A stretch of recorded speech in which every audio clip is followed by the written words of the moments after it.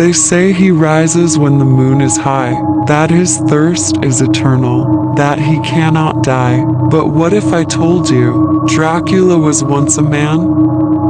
Tonight, we dive deep into the shadows of history, folklore, and fear to uncover the chilling truth about the most iconic vampire of all time, Dracula. Welcome to the darkness. Welcome to the legend. Long before the fangs, before the black cape, the bats, and the blood-red eyes, there lived a man whose cruelty birthed a myth. His name was Vlad III, Prince of Wallachia. Born in 1431, in what is now modern-day Romania, Vlad was not just any ruler, he was the son of Vlad the Impaler, a member of the secretive Order of the Dragon, a group of noblemen sworn to protect Christianity against the Ottoman Empire. Because of his father's title, Vlad inherited the name Dracula, meaning son of the dragon, but over time, that title came to mean something far more sinister: son of the devil. Wallachia was a land of chaos, trapped between powerful enemies, betrayal, and war. Vlad's childhood was far from normal. At a young age, he and his brother Radu were taken as political hostages by the Ottoman Empire. While Radu eventually grew close to the Ottomans, even converting to Islam, Vlad seethed with rage. He would return to his homeland, fueled by vengeance. His mission? To reclaim the throne and strike terror into the hearts of his enemies. Vlad wasn't just ruthless, he was monstrous. He became infamous for his favorite method of execution: impalement. He would have his enemies, traitors, and criminals slowly pierced through the body by wooden stakes, sometimes alive and left to die over hours or even days. It is said that he once impaled over 20,000 people and displayed their bodies in a terrifying forest of the dead outside his capital. Siddle's story spread like wildfire. Even his enemies, the Ottomans, were horrified. When Sultan Mehmed II approached Vlad's city, he turned away after witnessing the gruesome display. But was he a monster or a misunderstood ruler? Some historians argue that Vlad's brutality was a response to betrayal, chaos, and the threat of invasion. His methods were cruel, yes, but they worked.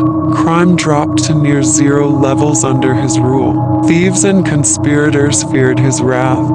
There's even a famous legend, a golden cup set in the middle of a public square, untouched for years because no one dared steal under Dracula's rule. In 1476, Vlad was killed in battle. His decapitated head was reportedly sent to the Ottomans as a trophy, but even in death, his legend only grew. Some say he was buried in the Snagov monastery. Others believe his body was never found.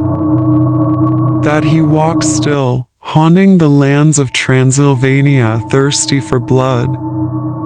And so the man named Vlad faded into history, but the myth of Dracula was just beginning to rise from the grave. In the next chapter, we'll reveal how this brutal prince was transformed into the supernatural vampire we know today, through fiction, fear, and dark imagination. After Vlad the Impaler's death, tales of his cruelty spread across Europe. German and Russian pamphlets described him as a demon in human form, feeding on blood and enjoying the screams of the dying.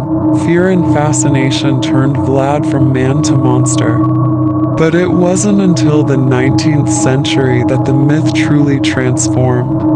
In 1897, Irish author Bram Stoker published a novel that would change horror forever. Dracula. Inspired by Eastern European legends, Stoker created a new kind of villain: seductive, intelligent, immortal, and thirsting for blood. Stoker's Count Dracula wasn't just a vampire, he was a dark aristocrat, living in a decaying castle in Transylvania, controlling wolves, shape-shifting into mist, and preying on innocent souls. The novel described him with sharp teeth, red eyes, and no reflection. Details that shaped vampire lore for generations. But interestingly, Stoker never visited Transylvania. He based much of his story on travel books and accounts of Vlad the Impaler. By combining the brutal real-life Vlad with ancient vampire folklore, Stoker gave birth to a terrifying new legend, one that blurred the line between fact and fiction. From this point on, Dracula was no longer just a man. He became a symbol of darkness, immortality, and forbidden desire. Long before Count Dracula stalked the night, vampires already existed. In stories, whispers, and nightmares around the world, let's explore some chilling vampire legends that shape the Dracula myth.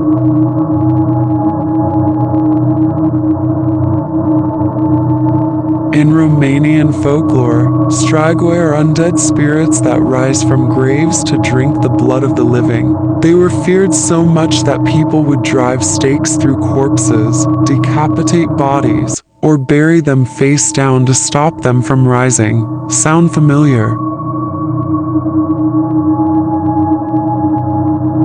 In ancient Hindu texts, Vedala are ghostly beings that possess corpses and feed on the living. They hang upside down from trees like bats, much like modern vampires.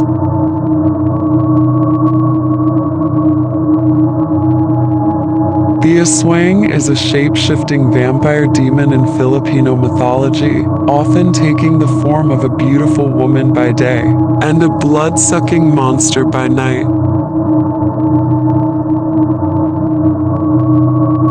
The jiangshi, or hopping vampire, is a reanimated corpse that sucks the life force out of victims. It moves by hopping and fears sunlight and talismans.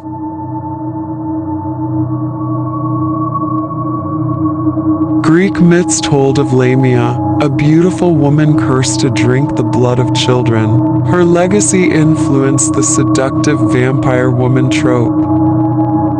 These myths created the foundation, and Dracula became the ultimate vampire king. If Dracula was just a story, why do so many believe he still exists? Perched in the mountains of Romania lies Bran Castle, often marketed as Dracula's Castle. Though not historically tied to Vlad, its Gothic architecture draws thousands of tourists every year. Locals speak of shadows moving, whispers in the wind, and cold spots in the halls. Many believe Vlad was buried at Snagov Monastery, yet when his supposed tomb was opened, it was empty. No body, no bones, nothing. Did he rise again? In some parts of Eastern Europe, villagers still perform anti-vampire rituals. They drive stakes through graves, pour holy water, and perform midnight ceremonies. Some even claim to have seen Dracula's ghost near Bran Castle tall, pale, and dressed in black. Why does Dracula never die? Because he represents something deeper than just fear.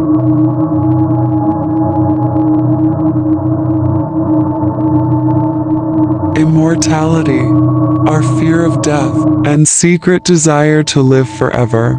Power and seduction, a creature who controls, seduces, and dominates. The forbidden, blood, lust, and darkness wrapped in elegance. Dracula is timeless, because he feeds on the human psyche.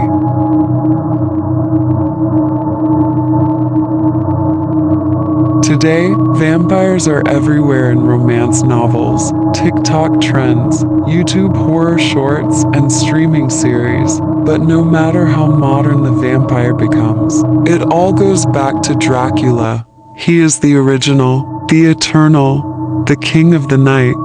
He's out there, in the shadows, waiting for the darkness to fall again. He was a man. He became a monster. Now, he is a myth. And maybe something more. This was the legend of Dracula. But beware, for once you speak his name, he might be listening. Thank you for watching. If you dare, join us again for more untold horror and legends, only on Universal Things.